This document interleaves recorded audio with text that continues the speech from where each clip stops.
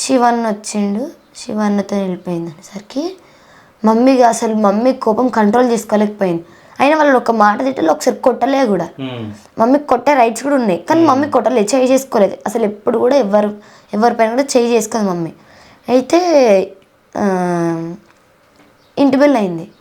అయ్యే వరకు మేము మళ్ళీ మా మదర్ వచ్చింది స్కూల్ దగ్గరకు వచ్చి, మీరు పిఎస్కి రండి, ఇప్పుడు వానితో పోయింది మీకు తెలుసు కదా, మీరు ఇంటికి వచ్చారు కదా, అప్పుడు నేను పడుకుని ఉన్నప్పుడు ఒక్కసారి నా దగ్గరకు వచ్చి మీ మమ్మీ పరువు పోతారు ఇప్పుడు హెచ్ఎం సార్తో అంటారు కదా, ఒక్కసారి అక్కడ పడుకొని ఉన్నప్పుడు మీరు వచ్చి ఆంటీ ఇట్లా తేజశ్రీ వెళ్ళిపోతా అంటుంది, మీరు చూసుకోండి ఆంటీ అంటే నాకు అయిపోతుండే కదా, ఇప్పుడు అంతా కాకపోతుండే కానీ తిట్టింది. తిట్టేసరికి అంటే ఆంటీ మిమ్మల్ని చూసి నాకు ఫుల్ భయం అవుతుంది అంటే మాకు అంటే మమ్మీ ఎవరితోనైనా మా ఫ్రెండ్స్తోనైనా అక్క వాళ్ళ ఫ్రెండ్స్తోనైనా కూడా చాలా క్లోజ్గా మంచిగా ఫ్రెండ్లీగా మాట్లాడుతుంది, ఏం సీరియస్ అవ్వడం కానీ ఏం మాట్లాడదు. ఇట్లా మేము మీతోనే ఫ్రీగా ఉంటా కదా, మీరు ఎందుకు నాకు చెప్పలేదని సీరియస్ అయింది.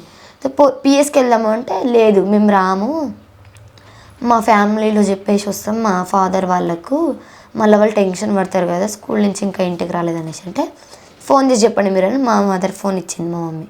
అయితే ఇప్పుడు వీళ్ళని పోలీస్ స్టేషన్ తీసుకెళ్ళి ఇంకా తిని ఇక్కడ ఉండని చెప్పేసి పోలీస్ కంప్లైంట్ చేయడం జరిగింది. మిస్సింగ్ కేసు పెట్టింది. ఓకే, పెట్టేసి అంటే ఇక్కడికి పోలీసులు వచ్చి తేజస్విని ఇంటికి తీసుకొని రావడం జరిగిందా? అంటే అక్క ట్యూస్డే రోజు వెళ్ళిపోతే ఒక 3 డేస్కి 2-3 డేస్కి ఫోన్ ట్రాప్ చేసి ఉండే, ఒక 2 డేస్కి చేసి ఇక్కడ షాపూర్లో రామరెడ్డి నగర్ అని ఉంటుంది, అక్కడ సైడ్ లొకేషన్ చూపించింది ఆ శివ అనే ఫోన్కి.